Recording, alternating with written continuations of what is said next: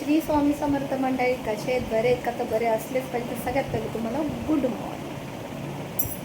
तर चला तुम्हाला आजचे मेनू दाखवते. खूप भरपूर मेनू आहेत आजचे. आजचे कांद्याची पात, सोयाबीन, डाळ शिजून घेतलेली आहे, वांग्याचं भरीत, वांगं भाजून घेतलेलं आहे. तर कांद्याची पातसाठी कच्चे शेंगदाणे, मिरच्या, लसूण वाटून घ्यायचं आहे. कच्चंच ते मी तुम्हाला आत्ताच दाखवून देते. आणि हा कांद्याची पातचा कांदा आहे, हा टाकायचा आहे.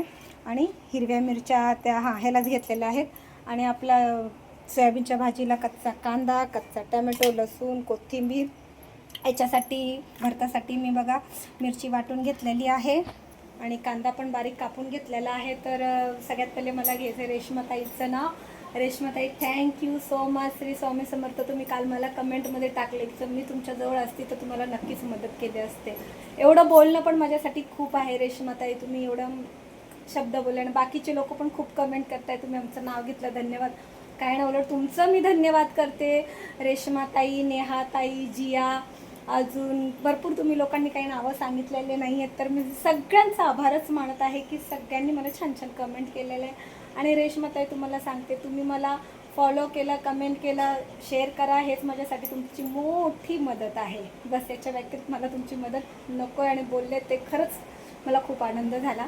तर आता तुम्हाला मेनू दाखवलेला आहे. भात झालेला, चपातीवाली यायची. लुसीबाई बघा झोपलेली आहे,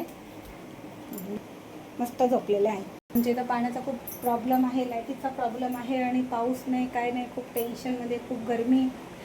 तर एवढ्या गरमीमध्ये एवढे मिरच्या वाटायच्या आणि एवढं करायचं. तर मंडळी, मला प्लीज सपोर्ट करा, माझ्या चॅनलला लाईक करा, सबस्क्राईब करा आणि छान छान कमेंट करा. चला मंडळी, मी मोठा ब्लॉग टाकणार आहे.